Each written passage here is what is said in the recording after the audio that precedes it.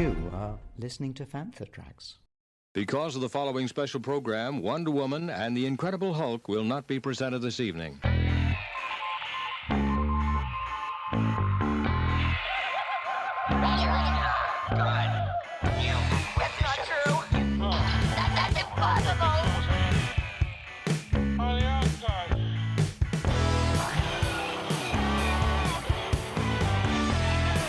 It's time to get all your Star Wars news in a single file. This is Making Tracks. Here are your hosts, Mark Newbold and Mark Mulcaster. It's not true.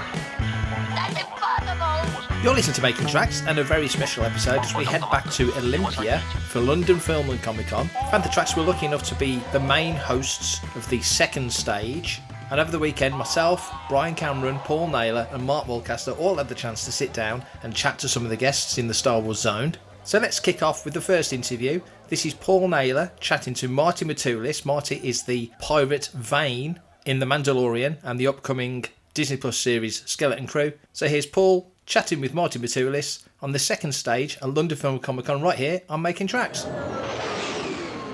Good afternoon, everybody, and welcome to the second day of London Film and Comic Con. And Marti Matulis, everybody. Everybody, hello. How are we doing? All good, yeah? So, Marti, the character of Vane that appeared in Mandalorian. Yes, indeed. I take it, were you a Star Wars fan going into this? Was it something that you thought, wow, I'm part of huge Star Wars? Star Wars fan. Yeah. I was 7 years old when it flew over my head and cracked me wide open. Yeah. I was absolutely ready for that. Yeah. Maintained my kind of fandom throughout the years, and then when the opportunity came up for this thing, I was the happiest 5-year-old, 50-year-old I know. It was great. Same as all of us, yeah. Yep. So, how did it come about? It just came up as a standard audition. A lot of the things that I've done, I've been stuffed into makeups and creature suits, so most of those may come through the recommendation of the makeup artists themselves. This particular one just came through my agent as a standard audition. I think they were looking for someone primarily who could handle the makeup, but also had some acting training. So that was my sweet spot for 20 plus years, so this just happened to happen at the right time. So I think you're in 2 episodes of The Mandalorian, is that correct? 2 of The Mandalorian, yes. Yeah. Yes. And so the 2 episodes, obviously we're all familiar with that. And I'm pretty sure it's been revealed that you are going to appear in Skeleton Crew. Yes, confirmed at Celebration, yeah. Yeah.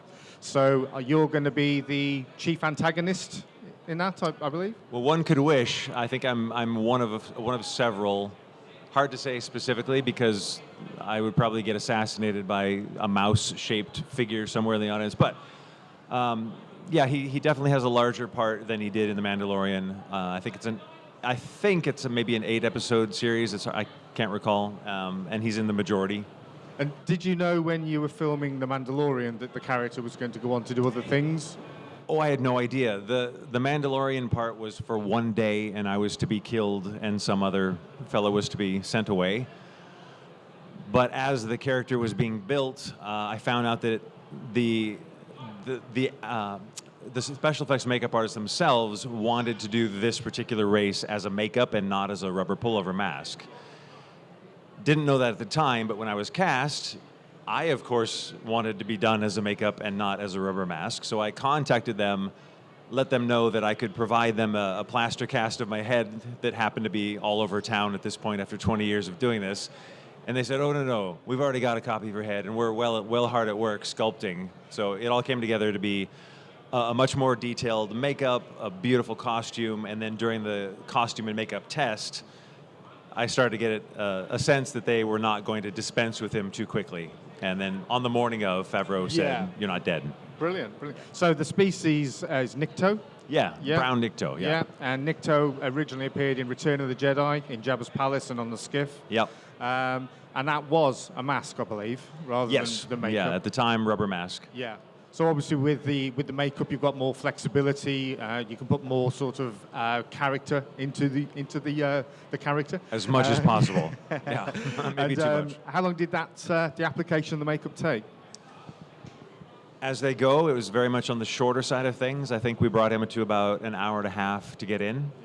He was just a cowl piece and a face and a chin and a bit of a touch-up on the paint job. And the rest was a beautiful bit of wardrobe by Shauna's team. And the actual scenes that you were in, obviously there was like a gunslinging scene in The Mandalorian, and then there was some spaceship work as well. Did you work primarily on location, or were you in the volume? There was no volume for the 2 Mandalorian episodes. I think the Navarro set was our 2 days for the shootout. And then we were just on a stage with a blue or green screen for the cockpit for the fighting. And then the next thing, the Skeleton Crew, was all volume, which, as a nerd myself, being on the volume was like being in a candy store. It was absolutely amazing. Yeah, the technology is phenomenal to see. Yeah, it's quite amazing, the volume. I mean, basically, your post-production has become pre-production now, hasn't it? So it's incredible. Yeah, you get a sense that it's clean and it looks good while you're shooting, but there's all the parallax effect and you're seeing all the crew pieces. But you walk around and watch the replay on the monitor, and it looks done. All they have to do is add. They don't have to clean up. There's nothing really to fix. They just add whatever elements, and off they go. Yeah. Hard to believe it took 2 years to be finished with it. Closer? Yeah. Hold the mic closer. Yeah. So you've obviously got an extensive career where you've worn a lot of prosthetic mask kind of makeup in the horror movie genre. Is that correct? It does happen that way. Yeah. The makeup artists, they love doing that stuff.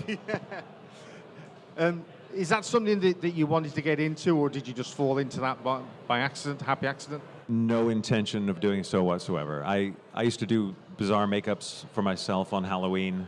And that's about as far as that went. But I was in theater as a child, studied film all the time, trained as an actor. You move to Hollywood and you take whatever job comes your way, which initially was on Star Trek, on Insurrection as a Baku, and then on Nemesis as one of the Riemann warriors. And from that, you sit in the makeup artist chairs day after day. You get to know them. They get to know your temperament. If you sit quietly, if you don't destroy their makeups, if you're of a certain body type that's useful to them, you find you get a call to come back for things. So that was the kind of the beginning of my professional friendships in Hollywood, and that's just become the niche that I fell into, which has been a joy, actually. So did you come to it quite a bit later in life, or did you have a previous career that you did? I was on track initially as a music performance major. Go trombone players, yeah. Not a lot of career choice in that regard. So then I veered over toward I was elementary education major for a while, did some work with special education, but always there was the theater joy. So I think it was in my 20s at some point when I started kind of making my way up to Hollywood to see if I could start working that way. Fantastic. We'll just talk about we'll focus on the Mandalorian for now. So, in the Before scenes... I divulge all the secrets about Skeleton Crew? We'll have the whole script, please. Yeah. In terms of the Mandalorian, were there any of the scenes that you were in that you were particularly fond of? Anybody that you were thrilled to be working with? Shout out to Carl Weathers. That man was absolutely a joy to work with. The first day I was there, the first morning I showed up, Carl brought himself to me, introduced himself, wanted to go over lines, just run lines all day, become familiar with it. He was the most generous guy I've ever worked with. Regardless of his time in the industry, it was very apparent that he was a very pure-hearted actor, a technically proficient artist who wanted to raise everybody up for the sake of whatever you were working on at the time. So that made me feel extremely welcome, and it was a great way to kick off that experience. Yeah, I've heard other people say that when I've spoke to them, that he just sort of like makes everybody feel really welcome, doesn't sort of elevate himself above anybody else. And real sad loss, and it was a very sudden loss, yeah. But on the opposite spectrum of that, and there was an absolute pain in the ass to work with. It was really difficult with that little guy. He's got strange ears, and he's kind of a green tinge. What a prima donna. Wants his own trailer. He wants only M&Ms in the shade of himself. It was rough. No, he was delightful. I absolutely nerded out over everything about the baby at the time. He was lovely. Yeah. And when you were working, were you in scenes with Grogu? I'm trying to remember now. I think you were. He was there. He was kind of witnessing the two things, but Vane never actually clocked him because I don't think he would care. Because where's he going to hold his money? You know, like wasn't of much concern to him at the time. Did you get to meet him in person, so to speak, afterwards? The animatronic version of him. Well, it's funny. They shot my side first, and Carl would come out to do lines, but it was just camera crew and him. Then after lunch, when they turn everything around to shoot Carl's side, they bring out everything on his side, which is, I think maybe it was Barry in the suit that time, and then they roll out the pram. And when they did that, I was slapping my makeup artist and pointing, and he's like, "You're in the scene with him. Why don't you just go say hi?" I'm like, "I can?" We've seen what Vane looks like. I'm already 6'4". With shoes, he's 6'6", and I look like this intimidating pirate guy. And I walk over there, and I'm giving him the technical inspection, and I see him start to move. The animators will take any opportunity to practice and to work, so they brought him up, and they were working him. He comes to life. It takes no time, and he is a real creature again. So then I got down and gave him like a little cute face, talking to him, just baby talking him, and then remembered where I was and looked around, and everyone was just staring at us. I'm sure it was quite a scene. I haven't seen those pictures yet, though. We need to see some photos of that. That'd be right. Yeah, definitely. So, if you could have been any other character in the Star Wars galaxy, past, present, any particular character that you sort of gravitated towards over the years? Empire Boba Fett, 100%. Because of my age, because of when they all came out, because of the quality of The Empire Strikes Back, and the very limited amount of information we had about him at the time, that character was the most fascinating thing ever. I wanted to be that kind of bizarre, gunslinging mystery man. Yeah. Yeah, I think there's a lot of people that would have chosen Fett, definitely. Yeah.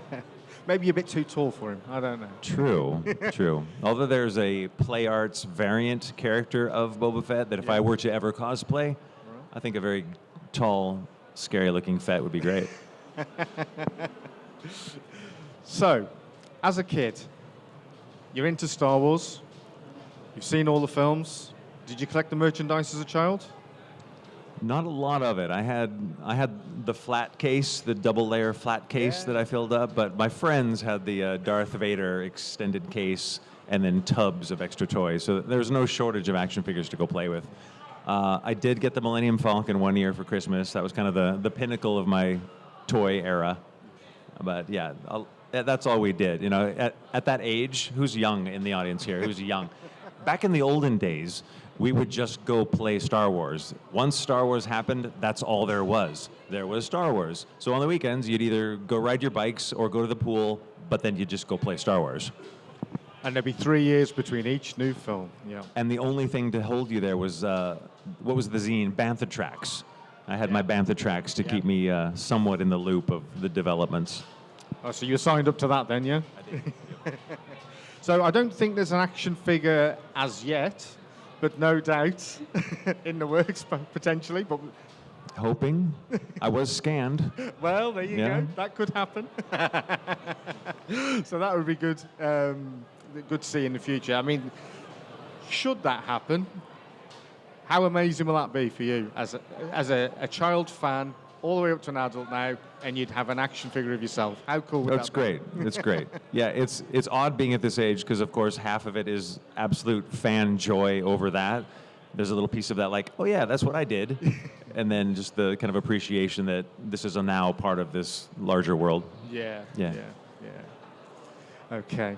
So, beyond this, obviously beyond the Skeleton Crew, we probably can't talk about anything else that you've got coming up, but have you got other stuff lined up, even if you can't talk about it?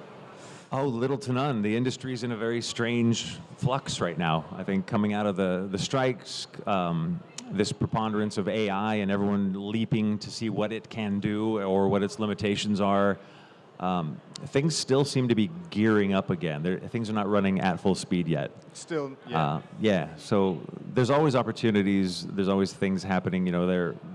As I said, the network of makeup artists, friends that I've made are a reliable source of, hey, can you do this thing? And but yes, the hope is to also do more work out of makeup.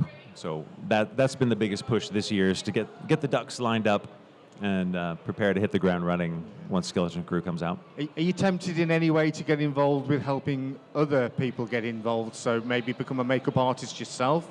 I mean, obviously you've seen the process, you know what's involved.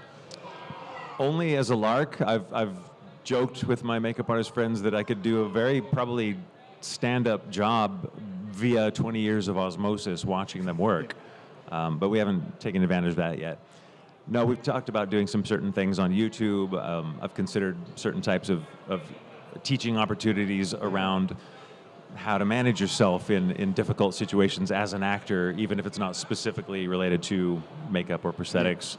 So yeah, got a few things rolling about for something like that. Yeah. So dragging it right back to Vane, where we started. Excellent. Love him. I really do love him. Hope he doesn't die in Skeleton Crew. I don't know. Actually, I don't know.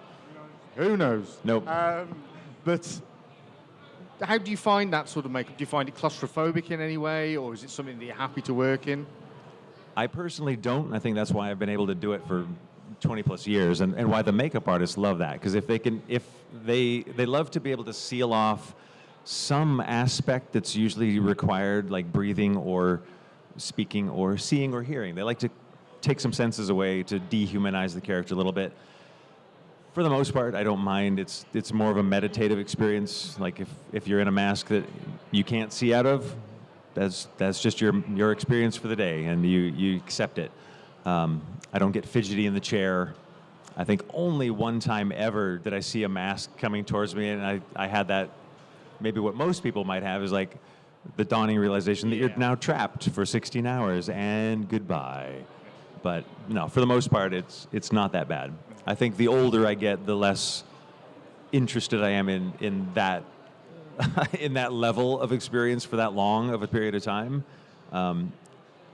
Doug Jones told me one time over coffee, he's like, Marty, what I really want right now is to work on a Hallmark Channel Christmas special, sitting on a couch, wearing slippers, drinking tea all day long. And I'm starting to understand the appeal of that. Yeah. Imagine doing that in the Vane makeup, eh? A mashup I hadn't expected. Cool. Yeah. That'd be cool. Off hours Vane. Well, it's been brilliant chatting with you. And thank you very much. Thanks for letting us know all about Vane. And appreciate it. Look forward very much to seeing your character and your performance in the Skeleton Crew. So, everybody, Marti Matulis. Thank you. Thank you, guys. Hi, I'm Duncan Poe, and you're listening to Fantha Tracks. For everything in one location, daily news, reviews, interviews, podcasts, video, and social media feeds, bookmark FanthaTracks.com for Star Wars news 24/7, 365.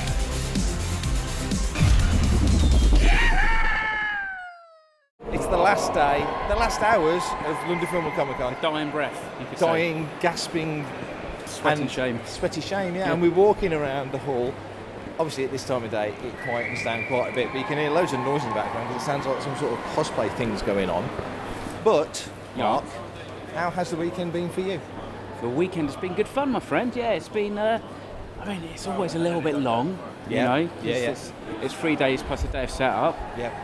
But it's been fun, We've had a steady stream of people kind of interested about the clubs and donating money to Make-A-Wish, and the second stage, which has hosted all the Star Wars Zone panels, has been busy. You've been busy. Very busy, yeah. So I think it's been a pretty good show, I think, all in all. I agree. I've really enjoyed this one. Not that I don't always enjoy it, but there's just been a really nice vibe about this show this weekend.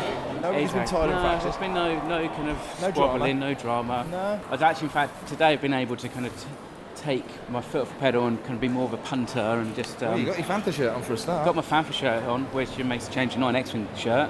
Got to meet Denise Richards, which is fantastic. Yeah. And it's been good fun. So you're a happy bunny. Happy bunny, yes. So any highlights of the weekend for you? Well, I mean, we've had Chris Bartlett come down for some group photos with us and the other costumers, and Lisa Killer, who was the stunt double for young Ahsoka. That's right. And she was just wonderful. She was an absolute delight. Bottle of pop, isn't she? She's full of beans. Yeah. Although actually, I was just upstairs 5-10 minutes ago. Yeah. And she totally crashed out on our table. She's like, I'm so done, you know. Yeah. You know. So, which is kind of fair enough because she's flown in. She's been busy and she's been literally bouncing off of the walls all weekend. She really has. Yeah. You know, she probably deserves a bit of a rest. But how about you? What about you? How's your been? It's been really good. I've really enjoyed it. Like you say, most of it's been centred around the second stage. A little bit on the first stage. We had Mike Quinn this morning as we speak on the main stage, which was great fun. Myself and Paul Naylor did that. And lots of interesting chats, loads of stuff coming to Making Tracks over the coming days and weeks. So very pleased with that. And most of it, if not all of it, was videoed as well. So we'll be seeing it on the TV channel. Right. So in terms of content, couldn't be happier. But yeah, very much the same as you. It's been a really nice atmosphere. Everyone's enjoyed it. Nice and laid back. You know, really what a show should be, I think. Yeah, I think so. And I've had quite a few kind of Star Wars related chats over the weekend. A lot around what did you think of Acolyte and stuff, and it's all generally been kind of positive. I've noticed that. Yeah, it's not. There's nobody who's kind of come in and said it's really rubbish or anything bad. But don't you find though, and this is a side topic, don't you find though that when you're actually face to face with people, even if some people are more into it than others, that generally you can agree to disagree, or pick it apart in the nicest way without being too aggressive. Exactly. So, funny enough, because I was talking to Paul Naylor about it, and he was like, "It's all right. It's not necessarily my kind of Star Wars." Your ultimate cup of tea. Yeah, exactly. And you can go, well, that's fair enough because there's so much of it now. But everything doesn't necessarily need to land for everyone. Because I think if it did, it would end up with just being spaceship battles, dogfights, and very kind of shallow. Vanilla. Vanilla. It'd be very beige and vanilla. I think that's right. I think they do need to pitch out a little bit more, go for some different stuff, and some of it's going to land, and some of it's not. But some of it is landing big time for some people. So you can't qualify it as anything other than a success in that instance because they're striking out and trying new things. Exactly. So I can't really grumble. And there's been quite a lot of Star Wars here. There's quite a few vendors who have got Star Wars. There's loads as we walk around. There's loads of Star Wars stuff. Yeah, and all different stuff as well. There's a couple of, it's at least one vendor who's got some graded vintage stuff over there. Yeah. And there's a chap who's got some Japanese laser discs and programs. That Indiana Jones trilogy laser discs. I've got my eye on them. Yeah, and so it's it's the last dying few minutes of the convention, so I have to hurry up to make an offer on that. But it's been good fun. Hi, this is Dorian Kinji, and you're listening to Fantha Tracks. Shall we take a listen to something from the stage? Yeah, let's go back to quite a few years ago to when Indiana Jones met Archimedes. And I, in the present, sat down with Nasser Memazia to talk all about Indiana Jones and the Dial of Destiny on the second stage at London Film and Comic Con. So welcome back to the second stage. It's the final panel for Fantha Tracks at this London Film and Comic Con. And we're here with Nasser. We're going to talk about all sorts of stuff. I'm pretty sure at some juncture we'll talk about Indiana Jones and the Dial of Destiny.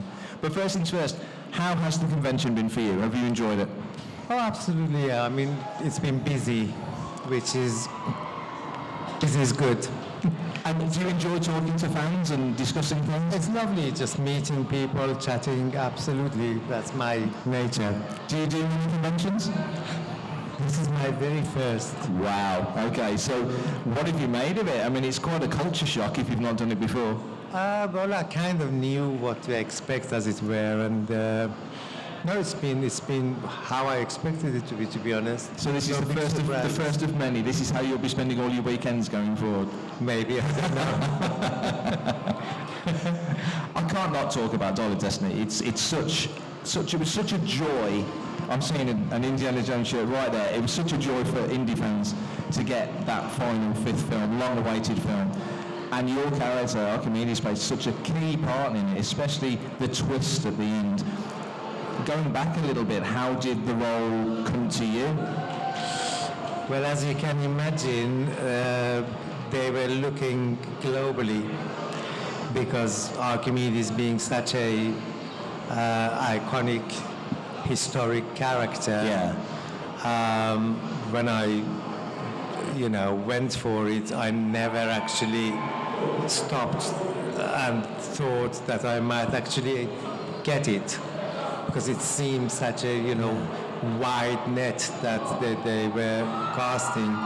So you can imagine I was thrilled when I was offered it, but also then immediately a sense of responsibility. Absolutely, because it's a legendary history in real history. Absolutely, absolutely. And then they also kept the whole time travel absolute secret. Okay.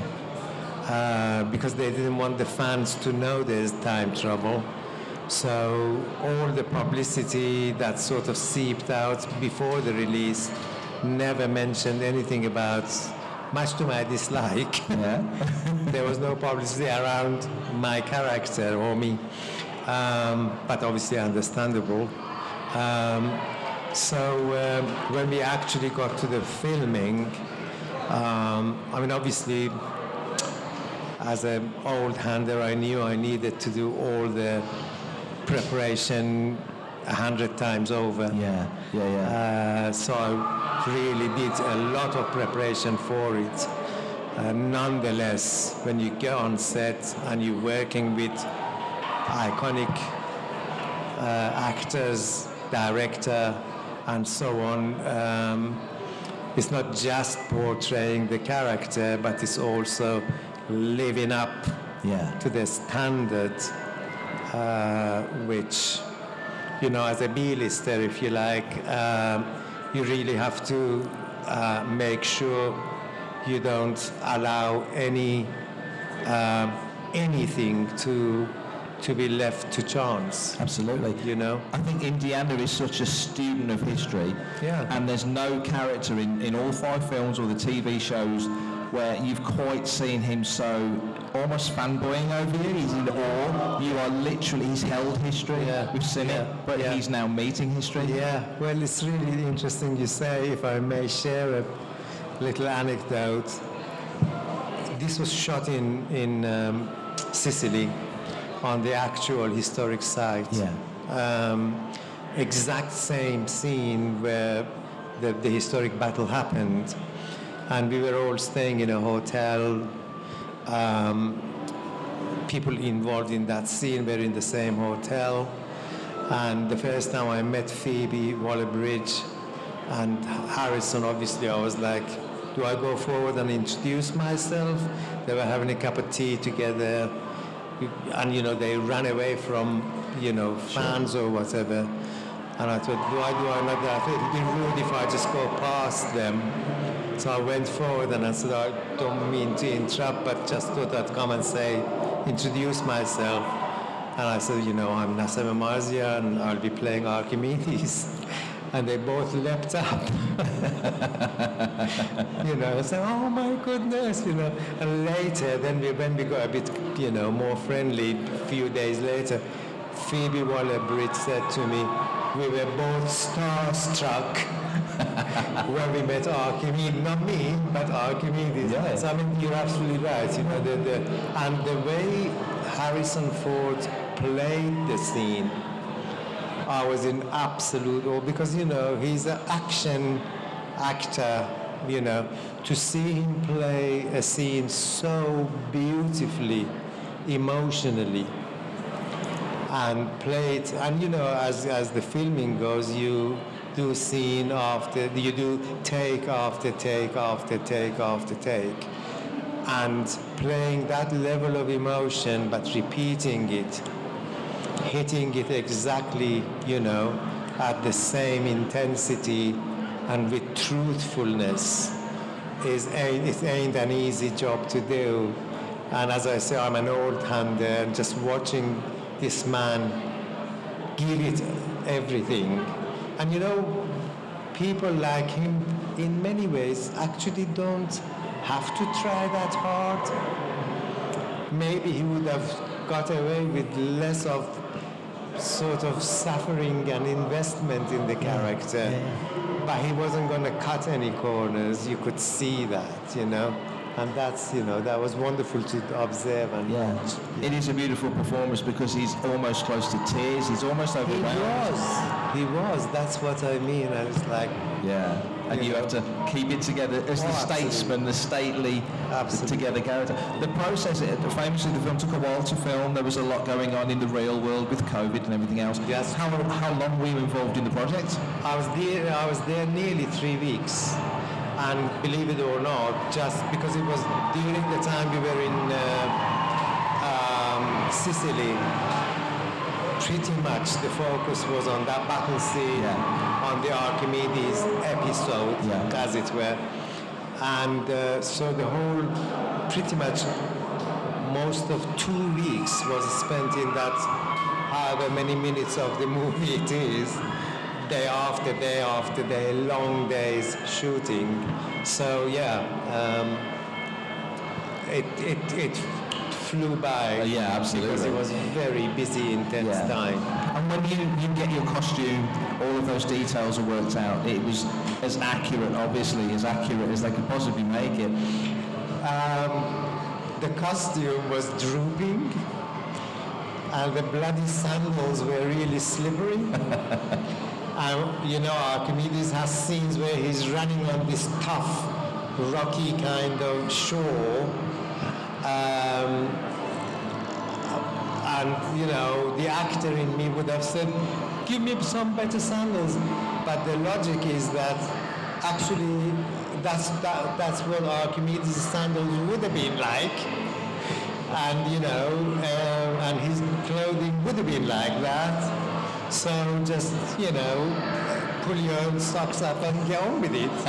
It wasn't comfortable, but I would like to think it actually added to the authenticity of the moment. I guess in that world, you would run differently because there's no tread on your shoes. You wouldn't run the same, would you? It'd be different. Exactly. There's a lot of visual effects in Indiana Jones films, and certainly in that sequence recreating the battle in the background. Didn't you see any of that? It was, the battle was for real, happening behind us. Wow, okay. You know? Yeah. All the Roman soldiers that you see, the Greek soldiers, the ships, everything you see. The aeroplanes, I mean, obviously we didn't have aeroplanes crashing into the shore, but the smoke that you see was real smoke, to the point where I actually almost complained. Wow. Because it was, you know, you were breathing it all the time, and it's not good for your health. But, I mean, obviously they were looking after us, and, you know, they would stop the moment the scene stopped shooting, and so on. But no, none of that is CGI. Wow. Yeah. Wow. I mean, there's a lot of course, elsewhere in the movie, but all of that was happening in real time. So for you as an actor to immerse yourself in that moment was quite not easy. That's not the right word, but no, you're absolutely right. I tell you something. My memory, the German character, who dies, what's his name? Voller. Pardon? Voller. And what's the actor's name? Mads Mikkelsen. Thank you, sir. Mads Mikkelsen, old age. Now, if you may remember, in that scene, Mads Mikkelsen's character is dead, and Archimedes picks up his watch. That was Mads Mikkelsen on the ground, and you know he's a method actor to the extent, I kid you not, I touched his skin, right, and it felt cold, like he was dead, right? Every time they took a take, he would be there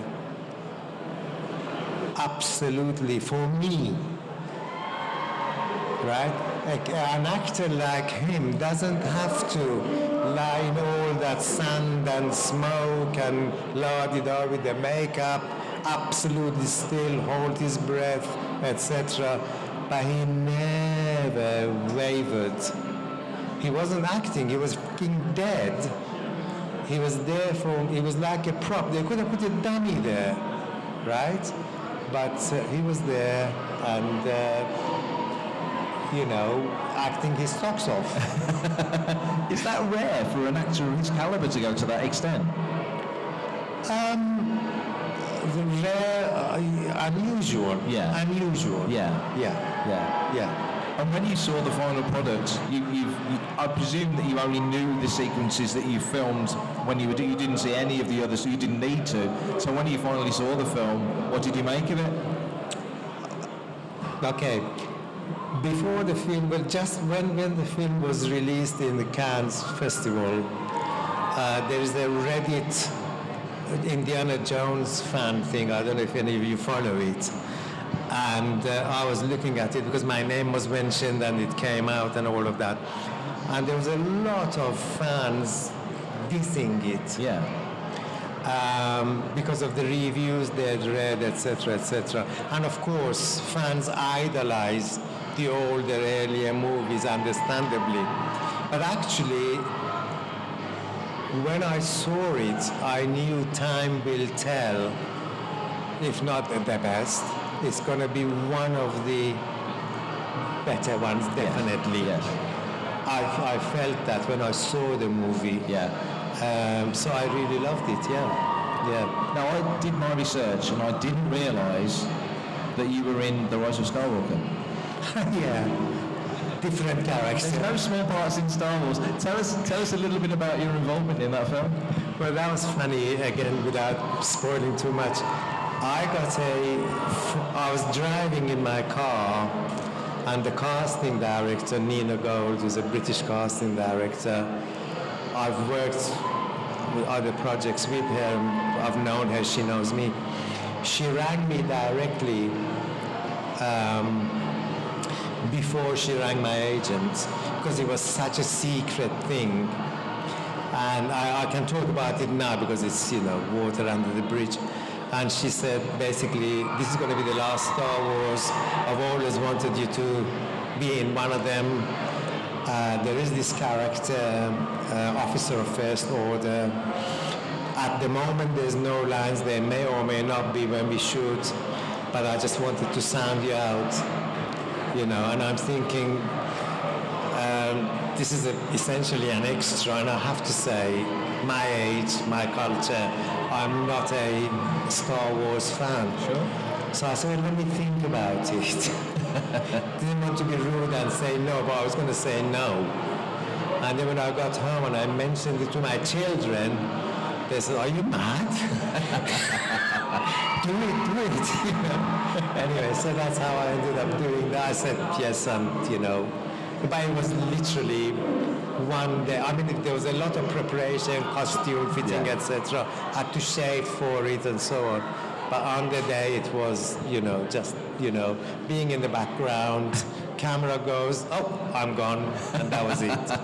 I just wondered, when I did a little bit of research, I thought maybe that just put you in their line of sight when they were thinking about doing Indiana Jones. Maybe it just put you on their radar, maybe? I would like to believe my other work might have been more. I'll go back a long time. Now, one project you did a while ago that I loved to bits. Only Fools and Horses, you were in. I love that too. Tell us a bit about that. Well, as you obviously know, they stopped filming Only Fools and Horses a while prior to that. Then a couple of years later, they decided to do 3 special 1-hour-long stuff. Yeah. And happened to be the character I played initially was an Arab, but when I went for the interview, I told them I'm Iranian, so kindly they switched it. I love doing comedy, and I don't often get the chance because I'm a bloody foreigner and I'm always a baddie, right? In my youth. So to get a comedy in such a iconic thing was wonderful, and I absolutely loved doing it. Professional team, the camera angle, the way they actually, I've done all the comedy stuff, but the way they treated the filming of that is so spot on, up to my mind. And to this day, I'd like to have it on my show reel, but my agent says it's too long ago, so there we go.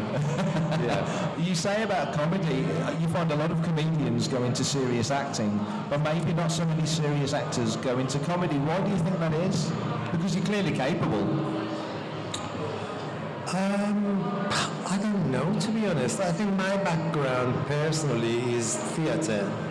And in theatre, I did a whole range of stuff for many years. So comedy, serious acting to me, character acting to me, kind of was a practiced path that I'd already taken. Plus the fact, because of my nationality, I'm Iranian. And I, in the 80s, 90s, I had a lot of Indian, Afro-Caribbean, non-British white actor friends who could not stop working. But for an Iranian, there was very little work. So when there was work, it was Italian or Middle Eastern or, I don't know, vaguely, or Eastern European.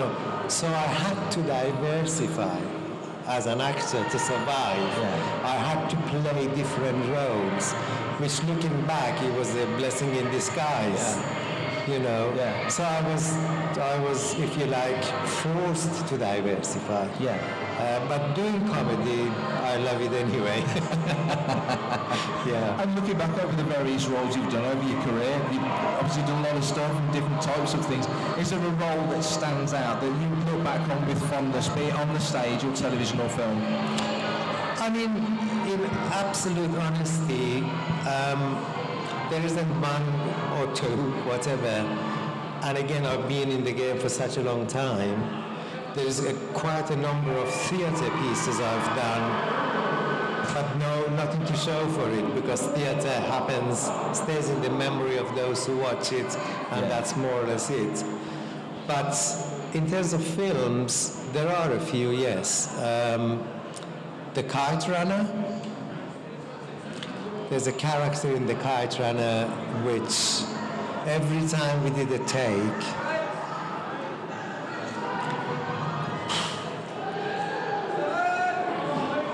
I genuinely, right now, I became overwhelmed. Every take we did of this particular scene, I would have to go away and catch my breath and do it again. And when a part is good writing, when a part overtakes you like that, almost against yourself, it's a privilege, right? So that I will never forget. The Honourable Woman was a BBC with Maggie Gyllenhaal. I had this long 10-minute scene with her. Yeah. 10 minutes is a very long time on a, TV series. Yeah. And I played, if you like, a Palestinian, and I'm not Palestinian. Yeah. I played a Palestinian like a Don, like a, leader. Yeah. And it's a very challenging scene. And I was speaking Arabic part of it. And I had to, because that's not my first language, that's not my language. Yeah. Again, I did my homework. Maggie Gyllenhaal was wonderful to work with. The writer-director is a genius. And the scene after when the series was shown, he came to me, the director, shook my hands and said, I have never seen an actor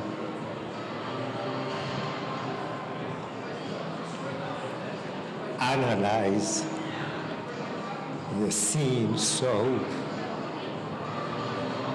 precisely as you did in that. And again, I get moved because it wasn't just nice words, because I've suffered. I've done my homework for it. So that stands out for me. Obviously, playing Archimedes stands out. So, and only Fools and Horses keeps coming back to me. So there we go. Yeah. So some very special moments. Yeah. That you strive for, you work for this, you say you analyse, you're observing and... I mean, acting, I also taught drama younger students. And I used to say, if you think acting, a child can stand up and do acting, and if they have a natural knack, great. But you don't see a violinist pick up a violin and look at a piece of music for the first time and play it perfectly. The only way they can do that is because of all those hours and hours and hours of practice that gets them to a point that they can pick up a piece of music. And acting is the same, real grown-up acting. You've got to do the ropes, as it were. You've got to go through training. You've got to do the hard work. You've got to do the preparation. Even at my age, after all this time, you won't believe how many hours I spent at home or in the hotel or whatever preparing for Archimedes. Learning to say the ancient Greek lines, 3 or 4 lines, but you've got to get it right, etc., etc. So you do a lot of grafting, and I'm a grafter. Yeah. Well, we're glad you came in to graft with us for a few minutes. It's been fantastic. Give a big round of applause for Nasser, please.